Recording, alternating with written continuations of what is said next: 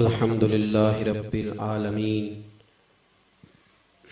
वल आक़िबतु लिल मुत्तक़ीन वस्सलातु वस्सलामु अला अशरफिल अंबियाइ वल मुरसलीन अम्मा बाद आऊज़ु बिल्लाहि मिनश शैतानिर रजीम बिस्मिल्लाहिर रहमानिर रहीम कुल ला अस्अलुकुम अलैहि अजरन इल्लल मवद्दत फिल कुर्बा सदक़ल्लाहुल अज़ीम व सदक़ रसूलुहुन नबियुल करीम इन्नल्लाहा व मलाइकतहु युसल्लूना अलन नबी या अय्युहल्लज़ीना आमनू सल्लू अलैहि व सल्लिमू तस्लीमा अस्सलातु वस्सलामु अलैका या सय्यदी या रसूलल्लाह व अला आलिका व अस्हाबिका या हबीबल्लाह अस्सलातु वस्सलामु अलैका या रसूलल्लाह व अला आलिका व अस्हाबिका या सय्यदी या हबीबल्लाह अल्लाहुम्मा सल्लि अला सय्यदिना व मौलाना मुहम्मदिन मादिनिल जूद वल करम व आलिहि व सहबिही व बारिक व सल्लिम। हम्दो सलात के बाद कुतबतुस सालिकीन ज़ुब्दतुल आरिफीन हज़रत शेख बाबा जी मोहम्मद सिद्दीक नक्शबंदी कादरी नव्वर अल्लाह मरकदहू की उर्से मुबारका की ये महफिल मुक़द्दसा अल्लाह अपनी बारगाह में कबूल फरमाए। हज़रत वाला मरतबत के जानशीन पीर तरीक़त रहबर शरीयत हज़रत बाबा जी मोहम्मद रफ़ीक साहिब क़िबला सरपरस्ती फरमा रहे हैं। जो शेड्यूल साहिबजादा शफ़क़त महमूद साहब ने दिया और जो बताया गया है, आस्थानों पे जो काम अच्छे शुरू हों उनकी पजीराई ज़रूर करनी चाहिए, ज़रूर करनी चाहिए, उसका फ़ायदा होता है। हम ये बातें तो बयान करते रहते हैं कि फ़लाँ जगह खराफात होती हैं, तबाही होती है, नुकसान होता है। तो अगर कोई साहबजादा खड़ा हो के ये बयान करे कि सवेरे हम लोगों को वज़ू और गुस्ल आस्ताने पे सिखाएंगे, तो फिर इस बात का भी शोर करना चाहिए कि नहीं, खानकाहों से बड़ी खैर तकसीम होती है। इन नशिस्तों में ज़रूर शिरकत करें। खानकाहें ही दरसे कुरान देती हैं, खानकाहें ही दरसे हदीस देती हैं और खानकाहों से ये काम होते हैं। और इंशाअल्लाह खानकाहें आगे बढ़ेंगी तो दोबारा से इस्लामी इनकलाब आएगा। आप हज़रात मुस्बत बातों को लेकर के आगे बढ़ें और पैगाम को आगे तकसीम करें। ये जो काबज साहबजादा साहब ने फरमाई है, ये वाकई काबिल तहसीन है। अल्लाह इन्हें इसकी बेहतरीन जज़ा अता फरमाएगा। मेरे भाइयों, जो उन्वान और जो बात मेरे ज़िम्मे लगाई गई उस हवाले से कुछ बातें मैं अर्ज़ करूँगा। अहले बैत अतहार की मोहब्बत, मेरे महबूब अलैहिस्सलाम के ख़ानदान की जो मोहब्बत है, एक शरी मसला है, शरी मसला। उस मसले को समाअत करें कि हुजूर के ख़ानदान की मोहब्बत ज़रूरियात दीन का हिस्सा है। ये ख़ास तवज्जो करें, जो दोस्त दूर बैठे वो अपने आप को जलसे में शामिल समझे कि हम भी शामिल हैं, और वो बात को समझे कि ये तकरीरी मसला नहीं कि किसी आदमी ने कोई शेर पढ़ दिया, कोई तकरीर कर दी तो बात ख़त्म हो गई। हुजूर के अहले बैत की मोहब्बत ईमान का हिस्सा है। ईमान का ये वाजिबात ज़रूरियात दीन में से है। अगर किसी सीने में हुजूर के घर वालों का, हुजूर के सहाबा का प्यार ना हो तो उसका ईमान ही मुकम्मल नहीं। ये ज़रूरियात का मसला है। लोग कहते हैं वज़ू गुस्ल नमाज रोज़ा हज ज़कात की आप बात करें, भाई वो तो हम कर रहे हैं, वो तो मैं अर्ज़ कर चुका कि शुरू हो गए मामलात, इंशाअल्लाह बेहतर से बेहतर होते चले जाएंगे। लेकिन अहले बैत अतहार की जो मोहब्बत है वो ईमान का हिस्सा है। अगर किसी सीने में हुजूर के सहाबी का या हुजूर के ख़ानदान के किसी फर्द का बुग़्ज़ पाया गया तो उसका ईमान ही कामिल नहीं, उसका ईमान। ये नौजवान खास तवज्जो करें, ये कहते हैं जनाब आप अपने जनाजे भी नहीं पढ़ने देते। तिरमिज़ी शरीफ में हदीस है सिहा की, अल्लाह के रसूल अलैहिस्सलाम को सहाबा ने कहा हुजूर जनाजा पढ़ा दें। अल्लाह के महबूब उठे, घर में भी कुछ लोग कहते हैं घर में क्यों नहीं बताया, वहां आके पता होता तो पहले ही बता देते। ऐसी बात नहीं, हुजूर घर में बता देते तो जो जनाजा पढ़ने आए थे उन्हें मसले का कैसे पता चलता। हुजूर उठे, जनाजगाह आए, मजमे पे नजर डाली, दर्जनों बीसियों लोग जनाजा पढ़ने आए थे, हुजूर ने मरने वाले के चेहरे से कपड़ा उठाया, ये तिरमिजी है। फरमाया तुम जनाजा पढ़ना चाहो तो पढ़ लो, मैं नहीं पढ़ूंगा। गुलाम कहने लगे महबूबा आप काबे का तवाफ ना करें तो हम तो तवाफ नहीं करते, तो जनाजा। फरमाया पढ़ लो, मैं नहीं पढ़ता। हुजूर इसकी गलती क्या है? ये नमाजी भी है, सारा कुछ है, चेहरे पे दाढ़ी है और ईमान था, तो सहाबा ने कहा ना हुजूर आके जनाजा पढ़ाएं। हुजूर ने फरमाया मैं जनाजा, मैं आपको सियासता की हदीस का हवाला दे रहा हूं, मैं जनाजा। या रसूलल्लाह क्यों? तो क्या लफ्ज है हदीस में, मेरे नबी पाक ने फरमाया ये मरने वाला मेरे उस्मान गनी से बुग़्ज़ रखता था। हजरत उस्मान गनी से, ओ भाइयों समझो, दीन को समझो, ये उस्मान से बुग़्ज़ रखता था। फरमाया जो उस्मान से बुग़्ज़ रखे मर जाए हम तो जनाजा नहीं पढ़ते उसका, तुम उसके साथ सलाम दुआ कर लेते हो, रिश्तेदारी कर लेते हो, तुम्हारा उससे जराना लग जाता है, रसूल पाक जनाजा नहीं पढ़ते।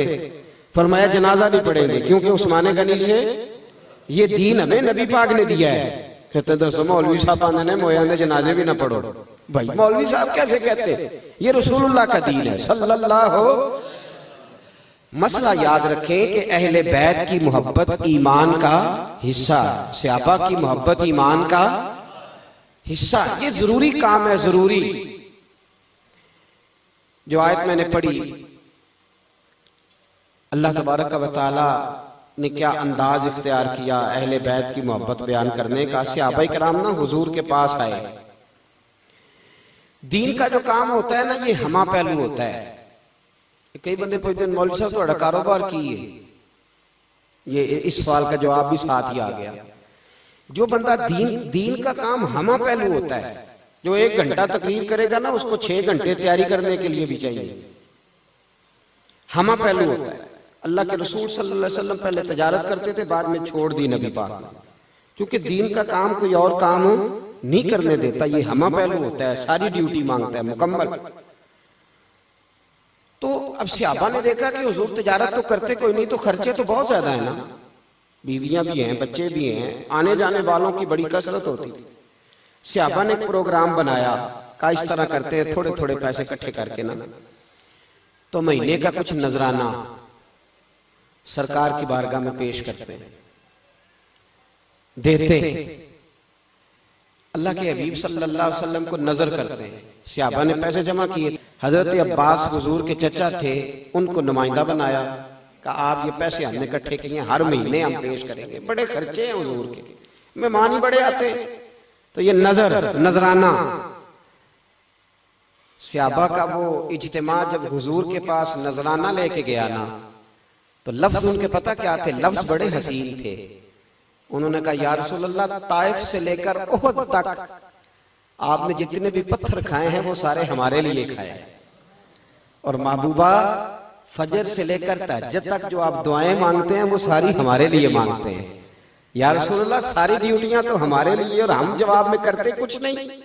ये हुजूर नजराना है, ये थोड़ा सा, और बताया नहीं। यहाँ तो लोग पहले बताते हैं ना, शोर डालते हैं, चक्कर कोई नहीं।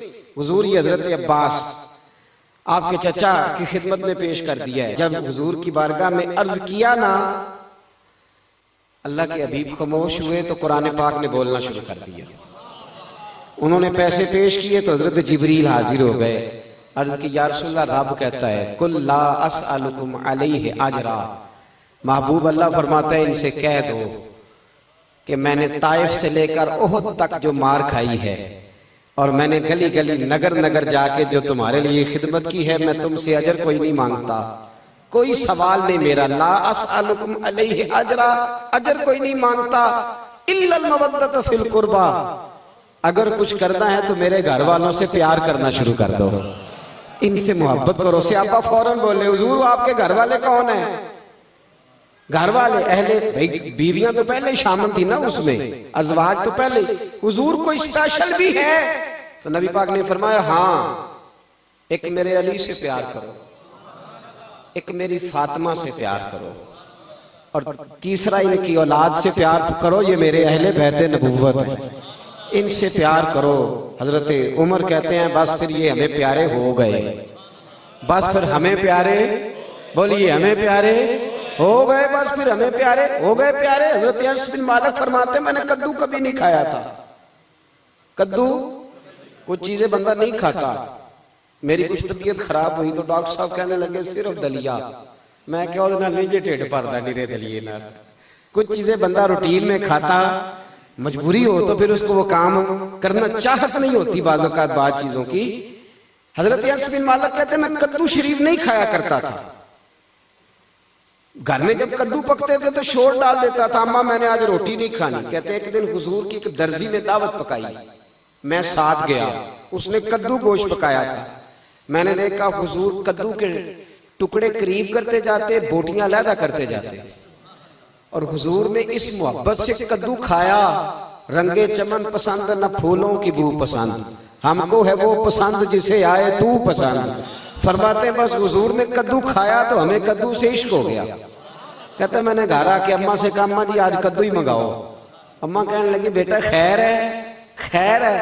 तो मैंने कहा अम्मा क्या करूं, ये प्यार शय ही ऐसी है, इश्क ते अग दोवें एक बराबर, पर इश्क दा सेक वधेरा। अग ते साढ़े कख ते काने, इश्क साढ़े तन मेरा। अग दा दारू मीह ते पानी, कोई दसे है इश्क दा दारू केड़ा। बुल्ले शाह ते कुछ भी नहीं बचदा जिथे इश्क उरां दा डेरा। कामा मुझे प्यार जो हो गया, मजबूरी है। हजरत उमर कहते हैं जब कहा ना इनसे प्यार करो तो बस फिर हमें इनसे प्यार हो गया, बस क्या करें।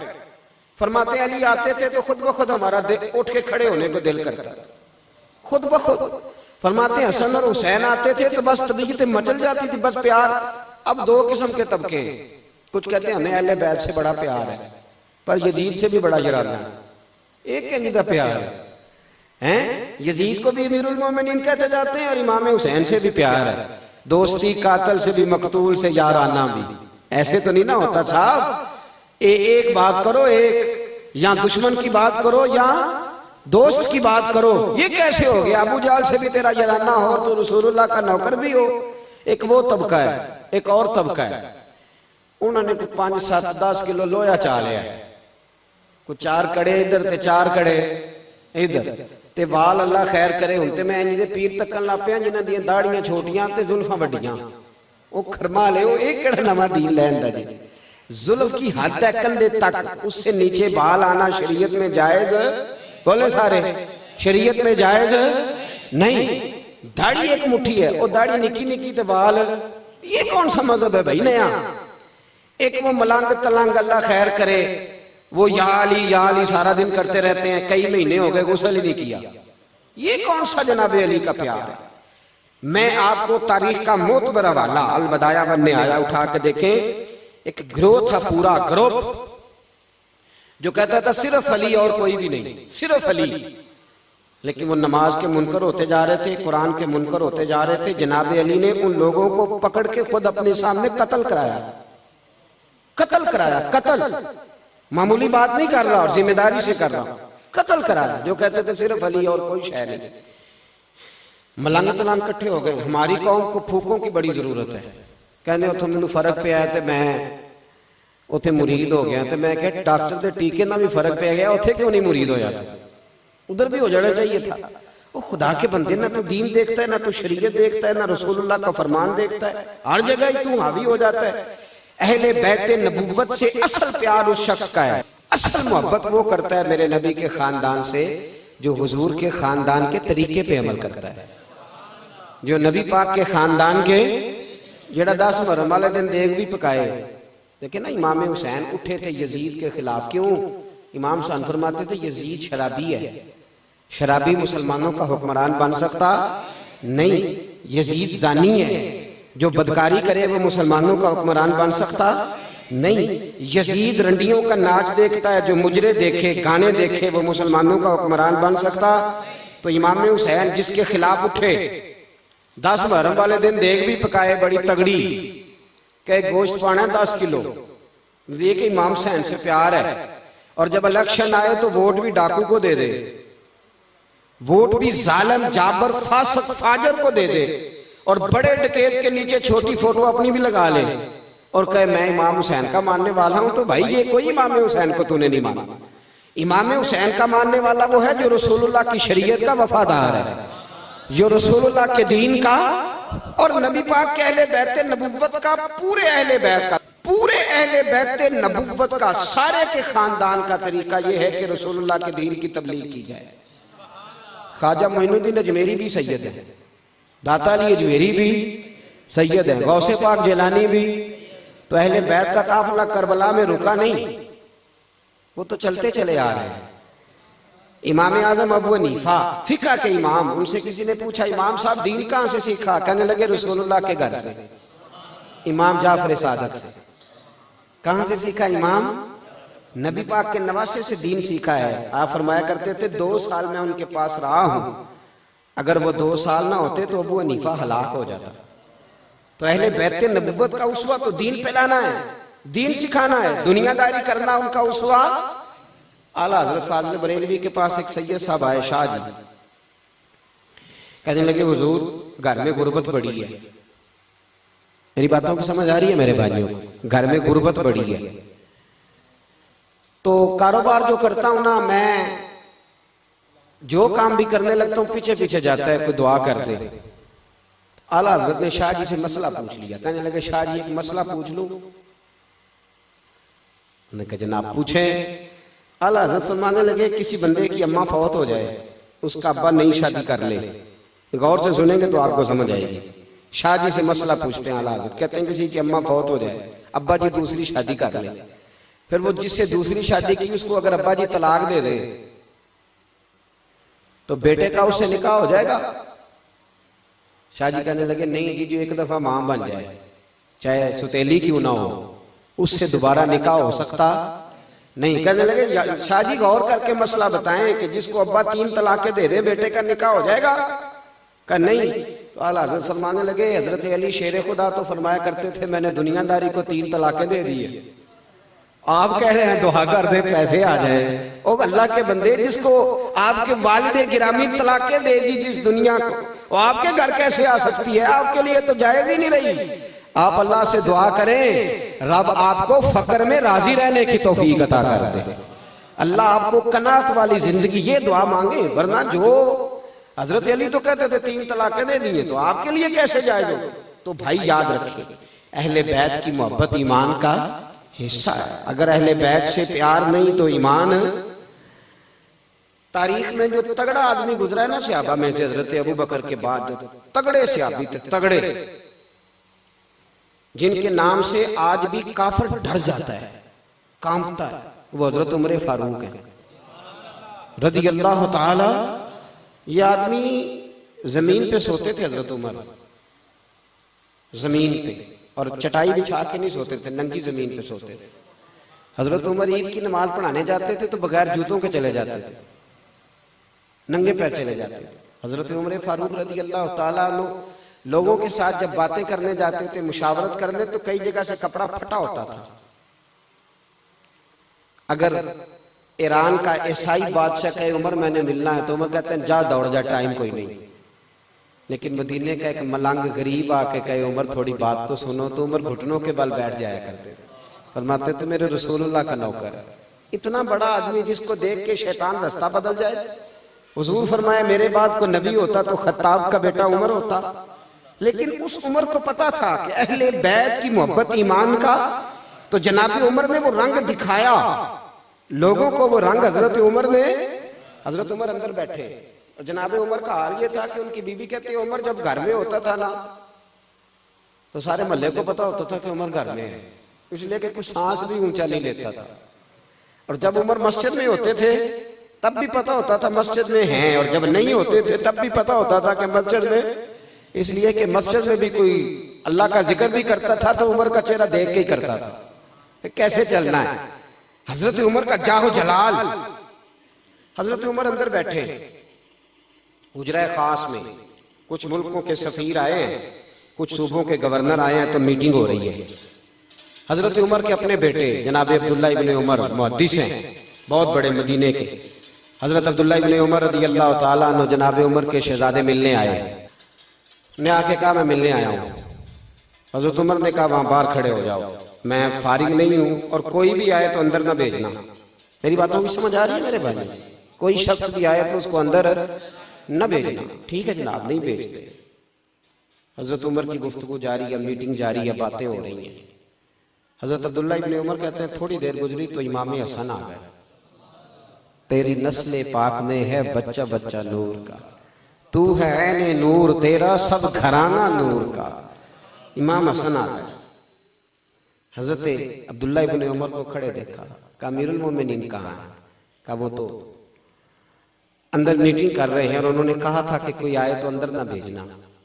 लेकिन तवज्जो करना, हजरत अब्दुल्ला इब्न उमर कहने लगे शहजादे आप जाना चाहें तो मैं नहीं रोकता, आप जाना चाहें तो आपको नहीं मैं रोकता, आप जा सकते हैं। उन्होंने कहा क्या जरूरत है, अभी जोर की नमाज होगी, मस्जिद जाऊंगा, उमर से मुलाकात हो जाएगी, कुछ जरूरी तो नहीं जाना, जोर के वक्त मिल लूंगा। जनाब सैयदना इमाम हसन वापस आ गए, बातचीत खत्म हुई, मजलिस बर्खास्त हुई। हजरत उमर बार तशरीफ लाए। अब्दुल्ला इब्न उमर से कहा जी किधर क्या क्या काम आए हो? तो शहजादे डरते हुए कहने लगे हुजूर मेरी तो खैर है, इमाम हसन आए थे। तो कहा फिर क्या हुआ, तूने रोका तो नहीं? हजरत अब्दुल्ला इब्न उमर कहने लगे हुजूर मैंने तो कहा था अंदर चले जाएं, लेकिन वो कहने लगे जोर के वक्त मस्जिद में लूंगा। हजरत सैयदना अब्दुल्ला इब्न उमर कहते हैं उमर का रंग ही बदल गया। हजरत उमर छोड़ो सारे काम, दौड़े गए। कहते मैं पीछे पीछे इमाम हसन के दरवाजे पे दस्तक दी। इमाम हसन बाहर आए। कहा शहजादे मिलने आए थे तो बगैर मिले वापस क्यों आ गए? तो हजरत इमाम हसन कहने लगे अमीरुल मोमिनीन आप क्यों तशरीफ लाए? मुझे एक छोटा सा काम था, मस्जिद में जोहर के वक्त मुलाकात हो जाती, और वैसे भी आपका अपना बेटा खड़ा था दरवाजे पे, अपना बेटा। हजरत सैयदना उमर ने जब ये लफ्ज सुने तो चीख ही निकल गई, रो पड़े। कहने लगे मेरे बेटे का और आपका क्या मुकाबला, मेरे बेटे का और आपका क्या मुकाबला? शहजादे क्या उसके बाप का नाम अली है? क्या उसकी माँ का नाम फातिमा है? क्या उसकी नानी का नाम खतीजतुल कुबरा है?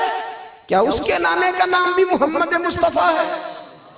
कहा आपका और उसका क्या मुकाबला? और फिर जोश जज्बात में सर से पगड़ी उतार डाली और कहने लगे बेटा मैं मक्के के सेराओं में ऊंट चराया करता था और मुझसे 10 ऊंट नहीं संभाले जाते थे। मेरे वालिद खत्ताब मुझे डंडों से मारा करते थे।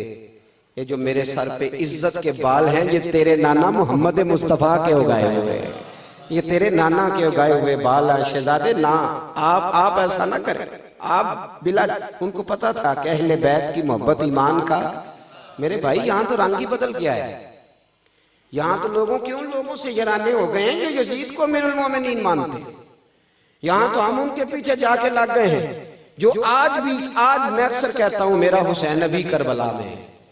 इसलिए कि आज भी लोग कहते फिरते हैं कि यजीद वो तो जी 2 शहजादों की जंग थी, वो तो ये हो गया, वो तो 2 मिनट की बात थी, यजीद की तो गलती कोई नहीं थी। मैंने कहा इतने जो दावे करते हो तो बड़े बेटे का नाम यजीद क्यों नहीं रखते?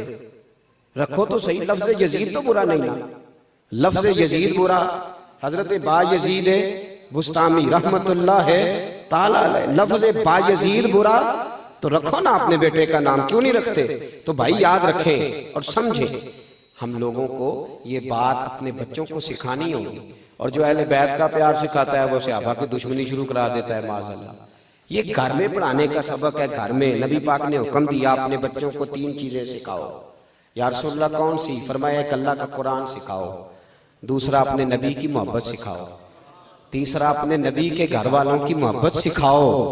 नबी के घर वालों की मोहब्बत कौन सिखान? कारी साहब के मौलवी साहब? वालिदैन। कौन जी? वालिदैन। जब यकम मुहर्रम को हजरत उमर की बात घर में होगी तो बच्चे समझ जाएंगे कि हमें हजरत उमर से प्यार है। जब 18 ज़िलहज को हजरत उस्मान की बात होगी तो बच्चे समझ जाएंगे कि जनाब उस्मान गनी से बात प्यार करना है। जब 10 मुहर्रम को अम्मा वुजू करके चावल चुगेगी ना, वुजू करके, और अब्बा जी कहेंगे ये मेरी कमाई के असल पैसे, इनमें 1 रुपया भी नाजायज नहीं, आज मैंने हुजूर के अहले बैत नबुव्वत के लिए लंगर पकाना है, तो फिर इसका मतलब ये होगा कि हमें हुजूर के घर वालों से मोहब्बत है। ये हमारे तरीके बतलाए, ये हमारा अंदाज बतलाए। अंदाज मुसलमानों के हदीस में जो अमीर है उनका नाम हजरत अबू हुरैरा है रज़ी अल्लाह ताला अमीरुल मोमिनीन फिल हदीस, ये हदीस में मुसलमानों के अमीर हैं हजरत अबू हुरैरा। आदमी जब अपने मुरीदों में बैठा हो ना तो किसी के लिए उठना बड़ा मुश्किल होता है, बड़ा मुश्किल। जब इंसान शागिर्दों में बैठा हो तो कोई आ जाए तो बंदा कहता है आता रहे, मैं सबक पढ़ा रहा हूँ। हजरत अबू हुरैरा 4000 से ज्यादा हदीसें थी उनके सीने में, और इस शख्स का कमाल ये था कि मेरे रसूल पाक ने अपने सीने का फैज इन्हें अता फरमाया। एक पंड बन के, गठड़ी से मजा नहीं आता, एक पंड बन के नबी पाक ने इन्होंने हाफजा अता फरमाया। पूरी एक गठड़ी, पूरी पंड, इतना बड़ा आदमी हजरत अबू हुरैरा, जिंदगी वक्फ कर दी नबी पाक के नाम, शादी नहीं की। एक दिन हजरत अबू हुरैरा बैठे थे यूं सहाबा में और लोग हदीसें सुन रहे थे। किसी ने पूछा था हजरत अबू हुरैरा से, आपके गिर्द रश क्यों रहता है? तो आप फरमाते इसलिए कि मैं ना अब्बे की बात सुनाता हूँ ना दादे की, मैं जब भी सुनाता हूँ रसूल पाक की बात सुनाता हूँ सल्लल्लाहु अलैहि। मैं बुलबुले खुश लहजाए गुलजारे नबी हूँ, मीठी मेरी बातें हैं क्योंकि नमक खारे नबी हूँ। तो मैं चूंकि हुजूर की सुनाता हूँ तो मेरी बात बन गई है तेरी बात करते करते। हजरत अबू हुरैरा हदीसें सुना रहे थे तो मजमा था सहाबा का। अब मेरी तवज्जो है कि वहां से कौन आ रहा है कौन नहीं आ रहा, आपकी नहीं है।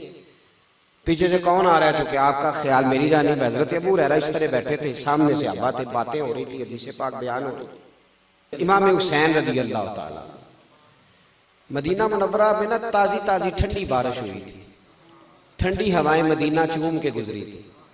इमाम हुसैन घोड़े से नीचे उतरे तो छोटा सा गड़ा था, छोटा सा, उसमें पानी खड़ा था। इमाम हुसैन ने पैर जब जमीन पे रखा ना तो गड़े में पानी था, तो वो कीचड़ जो मिट्टी थी वो इमाम साहब का पैर चूमने लगे, पैरों को मिट्टी लग गई। अब बाकी सहाबा नहीं देख रहे क्योंकि वो सामने बैठे। हजरत अबू हुरैरा देख रहे थे क्योंकि उनकी तवज्जो इधर थी। जनाब अबू हुरैरा जल्दी से उठे, उठ के आगे गए और इमाम हुसैन रज़ी अल्लाह ताला अन्हु के पैरों में झुक गए, अपनी पगड़ी को उतारा और इमाम हुसैन का पैर साफ करना शुरू कर दिया। जब इमाम साहब के पैर को उन्होंने हाथ लगाया तो इमाम साहब ने कदम पीछे खींचा, कहा हुजूर आपकी दाढ़ी सफेद है मेरी काली है, आप बुजुर्ग हैं मैं जवान हूं, ये आप क्या कर रहे हैं, ऐसा ना करें। हजरत अबू हुरैरा ने जोर से पैर पकड़ा, आंखों में आंसू, पैर साफ कर रहे। कहते हैं जनाब मैं आपके काले बाल नहीं देख रहा, मैं तो आपकी रगों में वो खून देख रहा हूं जो मेरे मोहम्मद अरबी का खून है, मैं रसूलुल्लाह सल्लल्लाहु अलैहि वसल्लम के खून का रंग देख रहा हूं। कहा हुजूर मैं तो उस निस्बत की बुनियाद पर ये खिदमत कर रहा हूं। भाइयों सहाबा के दिलों में कूट कूट कर अहले बैत का प्यार था, उनके दिलों के अंदर ये बाग खिला हुआ था सहाबा किराम की, अहले बैत की उल्फत का। और बाद में जो अहले बैत की उल्फत वाले लोग थे ना, इमाम हुसैन से मैदान करबला में जिस गुलाम ने सबसे ज्यादा प्यार किया वो हुर बिन यजीद है जी, हुर बिन, ये यजीदी फौज की जानिब से शुरू में आए थे, इन्होंने रोका था इमाम साहब को करबला में। बाद में शिमर से इब्ने ज़ियाद से कहने लगे तुमने तो कहा था सिर्फ रोकना है, बातचीत करनी है, तुम तो कत्ल कर रहे हो नबी पाक के खानदान ने। कहा नहीं हम कत्ल ही करेंगे। तो होर छोड़ के ना यजीदी फौज जब निकलने लगे ना, कहने लगे फिर मैं हुसैन के कत्ल में शरीक नहीं हो सकता। ये यजीदी फौज छोड़ के जब निकलने लगे तो पीछे से शिमर कहने लगा कि तुझे एक पूरे सूबे की गवर्नरी मिलेगी। तो इन्होंने एड़ी लगाई, घोड़े को दौड़ाया, कहने लगे मुझे सूबे की गवर्नरी नहीं चाहिए, मैं उधर जा रहा हूं जिधर जन्नती जवानों का सरदार खड़ा है, जिधर जन्नती जवानों का, उधर जा रहा हूं मैं, वहां से मुझे वो जो मुझे खुशबू आ रही है वो ज्यादा अजीज है, मुझे उधर जाने दो। आ गए। मेरा ख्याल ये था कि उनको चाहिए ये था कि वह अहले बैत से चूंकि प्यार बड़ा था तो कहते हैं हुजूर एक देख दा लंगर मेरे लो भी रख लो, मैं आ गया उधर चल गए। ये काम किया था उन्होंने। ये अहले बैत की मोहब्बत थी कि लो जनाब इस दफा जो आप मुहर्रम शरीफ में महफिल करेंगे उस पर टेंट का खर्चा मेरा। ये मोहब्बत अहले बैत थी। ये मोहब्बत ये थी कि यजीद को जो उन्हें एक गवर्नरी, पूरी गवर्नरी का लालच दे रहा था, जब वो अहले बैत नबुव्वत की खिदमत में हाजिर हुए तो फिर उन्होंने मुकाबला किया यजीदी फौज का, फिर उस फौज को काटा और वो शहीद हुए। उनका मज़ार है आज भी करबला में, उनका मज़ार है। उन्होंने काटा, जान दी, ओ भाई, शराबी कबाबी बदकार की सपोर्ट करना और 10 मुहर्रम पे इमाम हुसैन की याद भी मनाना, ना ऐसे नहीं होगा। एक ही घर रहेगा, दुरंगी छोड़ के यक रंग हो जा, सरासर मोम हो जा या संग हो जा। एक बात रहेगी, दो बातें नहीं रह सकती। एक बात इमाम हुसैन का उसवा हसना समझे, उन्होंने मैदान में निकल के ललकारा है। इकबाल कहते हैं निकल कर खानकाहों से अदा कर रस्म शब्बीरी, बाहर निकल मैदान में आ। इमाम हुसैन सबसे बड़े आस्थाने पर मौजूद थे और दुनिया की सबसे बड़ी खानका पे तशरीफ फरमाते। और इमाम अली मकाम मस्जिद नबवी के इमाम और खतीब थे। उनको चाहिए था, मुझे क्या जरूरत है, किसी बेईमान को हुकूमत करता है तो करे, मेरी मस्जिद सही चल रही है, मदरसा सही चल रहा है, दूर दराज से पूरी दुनिया से मदीने लोग हाजिरी देने आ रहे हैं, मुझे क्या लगे।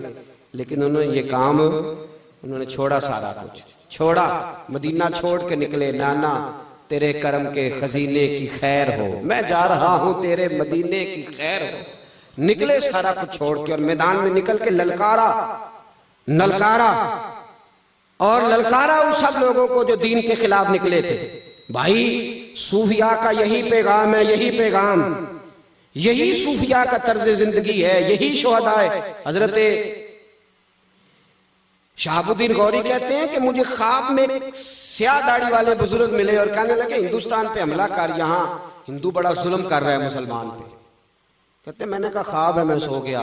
1 घंटे के बाद फिर ख्वाब आई, स्याह दाढ़ी वाला शख्स है, कहने लगे हमला कर, मैंने कहा ख्वाब है। तीसरे दिन फिर वो बुजुर्ग मुझे मिले तो कहने लगे तू आता है या तेरा कोई और इलाज करूं। कहते मैंने कहा ये अल्लाह की तरफ से कोई बंदा है जो मुझे पुकार रहा है, घोड़े पे बैठा, फौजें ली, यहाँ के हमला किया।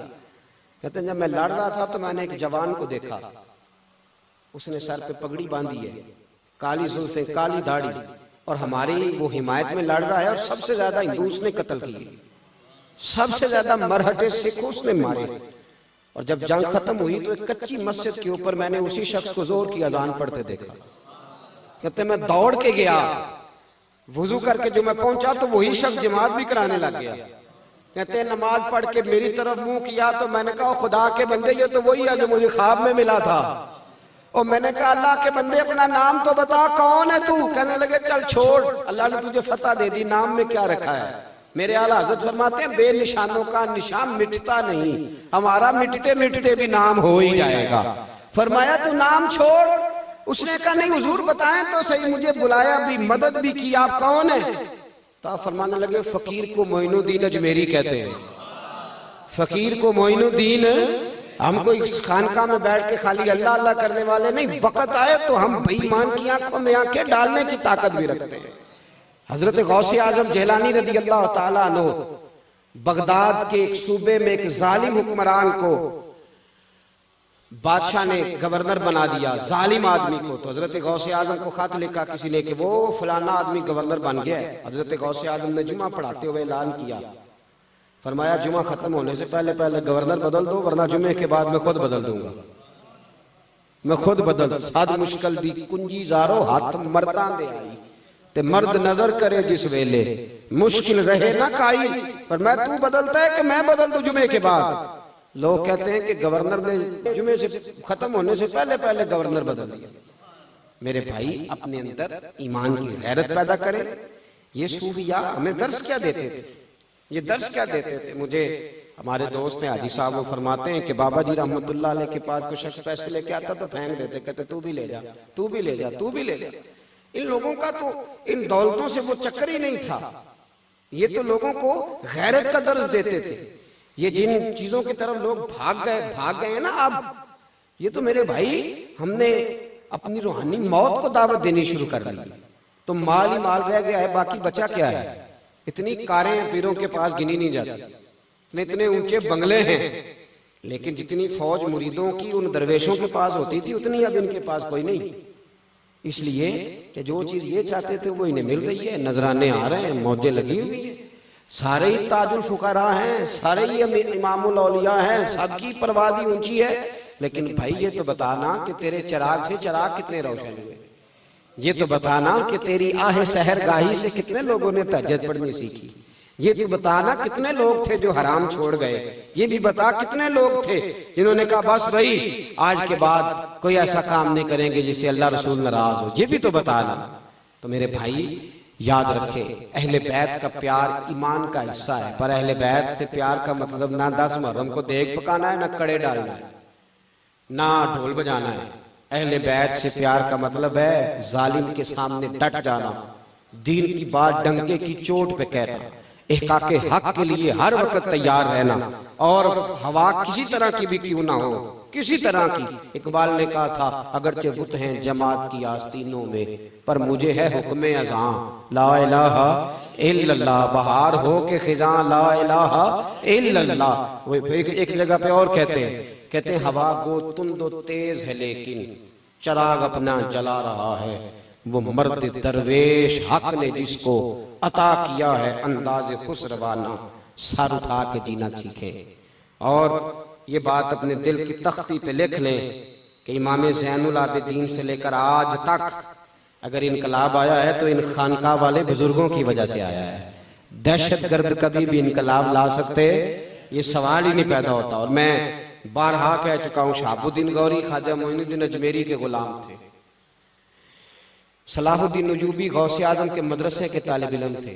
70,000 फौज थी सलाहुद्दीन नजूबी की, जिसमें 80% लोग गौसे आजम के हाथ पे बैठ थे। मैं दलाइल से बात करूंगा और मैं हवाले पेश करूंगा। और औरंगजेब आलमगीर ने दीन का काम किया, फतावा आलमगीरी लिखवाई, उसकी वजह यह थी कि वो मुल्ला जीवन के मुरीद थे। और महमूद गजनवी ने यहाँ दीन का बोलबाला किया, उसकी वजह यह थी कि हजरत अबुल हसन खरकानी के मुरीद थे, उनकी बारगाह में बैठा करते उनके साथ। और महमूद गजनवी कहता है इस बाबे ने मुझे मुतासर बड़ा किया है। क्यों? कहने लगे बाबा परवाह ही नहीं करता किसी की भी। मैं बात खत्म कर रहा था पर बात आ गई तो एक बात करता जाऊं। महमूद गजनवी कहते हैं कि सोमनाथ के मंदिर फतह कर रहा था तो फतह नहीं होती, तो मैंने कहा चलो बाबे से दुआ ही करा लूं। मैं हजरत अबुल हसन खरकानी से दुआ कराने चला गया तो बाबा जी बैठे थे मुरीदों के पास, तो सर में खारिश हो रही थी। इस तरह का तो माहौल था ही ना उनका कि बस जब बाहर निकलना है तो फिर पूरा माहौल और तरह का कि जचे हर चीज। तो कहते हैं ऐसे ही मुरीदों के बीच ही उन्होंने ना सर से पगड़ी उतारी तो मुरीद से कहने लगे वे कि जुम्मा तो नहीं पै गए, जैसे होते हैं ये वैसे ही दिखते हैं, तो जरा देखना। तो मुरीद यूं देख रहा है, तलाश कर रहा है। उधर से महमूद गजनवी दुआ कराने आ गया। तो अब वो बाबा जी का सर नीचे था, मुरीद यूं तलाश कर रहा था। वो जैसे अंदर दाखिल हुआ ना महमूद गजनवी, तो मुरीद कहने लगा ओए होए बादशाह जो आ गया, ओए होए। तो बाबा जी कहने लगे क्या हुआ है? कहने लगा जी बादशाह आ गया है। कहने लगे छोड़, मैंने समझा को तगड़ी सारी जूं इसके हाथ आ गई है, बादशाह आ गया तो क्या हुआ? ये फकीरों का डेरा है, यहाँ हजारों बादशाह आते हैं, लाखों जाते हैं। हम तो सिर्फ एक बादशाह की तरफ तवज्जो रखते हैं, लिल्लाहिल वाहिदिल कहार। हमें बादशाहों से क्या, बादशाह तो यहाँ पानी भरते फिरते, हमें क्या लगे आता है। तो मैं समझा को जूं तेरे हाथ आ गई है, तू किसको प्रोटोकॉल दे रहा, छोड़। कहते महमूद गजनवी आके बैठा, उसने बातचीत की तो 2-3 अशरफियों की थैलियां मुसल्ले के नीचे रख ली। बाबा जी कहने लगे चलो नजराना तेरा कबूल है पर एक शर्त है, पहले तू हमारा लंगर खा। उन्होंने कहा जी लंगर क्या है? तो उन्होंने एक रोटी का टुकड़ा, खुश्क रोटी, एक प्याला पानी का। तो बाबा जी ने वो रोटी टुकड़ा पता नहीं परसों की थी कि कल की थी, वो जब खाई ना तो बादशाह नरम नाजुक रोटी खाने वाला मुर्ग मुसल्लम, उसके जब गले में गई तो अड़ गई, अंदर ही न जाए। तो बाबा जी कहने लगे शर्फियां उठा के ले जा अपनी, जिस तरह तेरे गले में हमारा लंगर अड़ गया ये शर्फियां भी हमारे गले में अड़ जाती है, चल दौड़ जा। अब महमूद समझ गया, कहने लगा ये दुनियादार बाबा नहीं, ये कोई अल्लाह वाला है। अब समझ गया, जब समझ गया ना अंदर से तो फिर जाने लगा। कहने लगा मैं जाऊं तो हजरत अबुल हसन उठ के मिले, माथा चूमा। कहने लगा पहले तो पूछा भी नहीं, आप कह रहे थे कि कोई जूम आ गई है काबू, अब प्रोटोकॉल दे रहे हो। फरमाने लगे पहले तो मुझे आम दुनियादार बंदा समझ के आया था, अब तू समझ गया है, तेरा दिल साफ हुआ है, मेरे दिल से तेरे लिए दुआएं निकलनी शुरू हो गई। उसने कहा हुजूर कोई दुआ ही कर दे, कुर्ता उतार के दिया। फरमाया जब बड़ी मुश्किल पेश आए तो मेरा कुर्ता सामने रख के दुआ करना, ये वो मेरा कुर्ता है जो कुर्ता पहन के मैंने एक लम्हे के लिए भी अपने रब की नाफरमानी नहीं की, एक लम्हे के लिए। फरमाया जाके दुआ करना, अर्श का मालिक तेरी कबूल करेगा। कहता मैं कुर्ता ले गया, सोमनाथ के मंदिर नहीं फतह होते थे, मैंने कुर्ता रख के कहा अल्लाह इस बाबे के कुर्ते के सदके फतह दे दे। सवेरे फतह हो गई। कहते हैं रात को हजरत अबुल हसन खरकानी ख्वाब में मिले, कहने लगे कख मोल नहीं डाला तूने मेरे कुर्ते का, कोई कीमत नहीं डाली, बस एक फतह मांगी। तो कहा हुजूर क्या मांगता? फरमाया ये वो कुर्ता था जो पहन के एक लम्हे मैंने नाफरमानी नहीं की रब की। ये कुर्ता पहन के मैं कुरान पढ़ता रहा, दुरूद पढ़ता रहा, रसूलुल्लाह की सना पढ़ता रहा, और जब मैं रब की रजा में उसके महबूब की याद में रोता था तो आंसू भी इस कुर्ते पे गिरते थे। इतना आला कुर्ता था, तूने एक फतह मांगी। ओ महमूद काश तू ये कुर्ता रख के दुआ मांगता कि अल्लाह हिंदुस्तान के सारे काफरों को कलमे की तौफीक दे दे, अल्लाह ने सबको मुसलमान कर देना था। तूने एक फतह मांगी है सिर्फ। ये सारे लोग जितने बादशाह थे ये सूफिया के गुलाम थे। अब जो जहादी तंजीमें चंदा इकट्ठी करती है ना, खाले इकट्ठी करती हैं, वो सिर्फ मरकज बनाती हैं या असला खरीदती हैं आपके खिलाफ। कोई जिहाद करने के वो काबिल इसलिए कि जिहाद तो सूफिया के मानने वाले करेंगे। तो मेरे भाई अहले बैत का उसवा यही है, पैगाम सूफिया यही है। इसलिए अपने अंदर हुस्न पैदा करें, रानाई पैदा करें। आप अगर अल्लाह वालों को मानने वाले हैं तो जो आपके पास बैठे उसे खुशबू आनी चाहिए कि ये अल्लाह वालों को मानने वाला है। जो किसी दा शुकुंदा गल उसे दी करदा है, 100 मकर बहाने करके थे ओ दी मरने। आपसे खुशबू आए, जो आपके पास बैठे वो समझे कि जब इसकी खुशबू इतनी आला है तो जिससे ये लेके आया उसके पास कितना जखीरा होगा। तो खुशबू आए आपसे, अगर आपसे खुशबू ना आई तो इसका मतलब है आपने कुछ पता नहीं 2 जुमलों में बात समझा सका हूं कि नहीं समझा सका। आपसे खुशबू आए, खुशबू पैदा करो, इस खुशबू की जरूरत है। अल्लाह इस आस्ताने को कयामत की सुबह तक आबाद रखे, साहिबजादों को इल्म नाफे की दौलत वाफर नसीब फरमाए, और अल्लाह तबारक व तआला हमारी हाजिरी कबूल फरमाए।